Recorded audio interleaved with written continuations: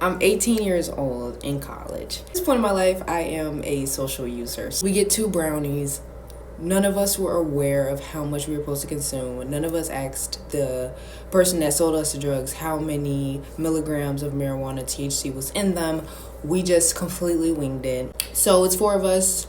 The brownie's about, pretty large square, and we all split in half. So we all eat a half of a brownie.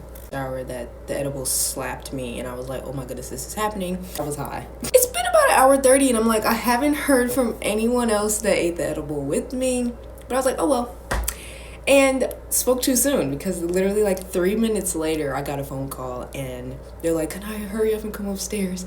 She's having a panic attack, like someone's throwing up. I was like, oh my gosh. I instantly went into paranoia and anxiety. I no longer enjoyed what I was experiencing anymore. It wasn't funny anymore. And the person that's having the panic attack, I was absolutely frightened. And I heard so many stories upon coming to college where all someone had to do was take the responsibility or take the blame for what was happening, and it could have saved their lives. Like, my reputation wasn't as important as saving someone else's life. So as soon as I got in the room, I'm probably a group of like 8 women. At this point, I also get the shakes. I'm like, that's how anxious, and my nervous system was like in complete overdrive because I was afraid for everyone's life, including my own now. And at this point, I also just got hired for a really great position at my institution.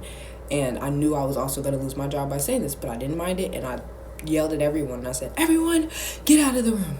I'm going to call the police. And they were like, no. I grabbed my phone, getting ready to call the police. They snatch out of my hand, and they're like, no, you're being dramatic, like chill out. And I was like, I look everyone in the eye that was in there, and I said, if she dies tonight, it's all of y'all's fault. And it got pretty serious. I'm laughing now. I'm telling you, it's funny now, but in the moment, it's absolutely horrific and terrifying. The rest of the night, I just talked to God. I asked them if they could help me call my mom just in case I died. No one helped me out with that either. I really thought my life was over that night.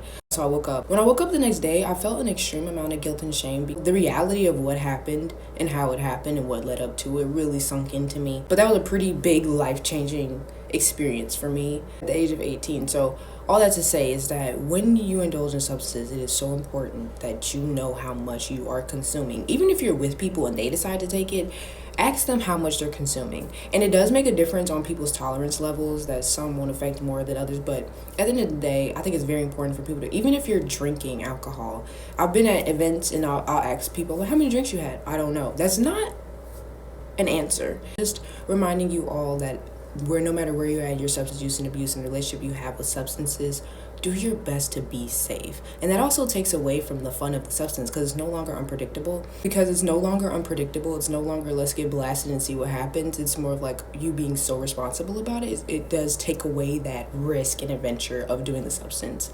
And understand, like, completely have grace and space for yourself the next day when you wake up and you've experienced that type of thing. I've been there too, where you wake up and you're throwing up at the toilet and being like, I'm never gonna do this again. Give it about 2 weekends and you're back out getting lit. Even if that's you, no matter when, where, or how, please be safe. I can't express that enough. Being a sober coach, my goal is for my clients and people that indulge with my content to be sober. But if you're not, the least I can do also is to build awareness of how to use substances responsibly.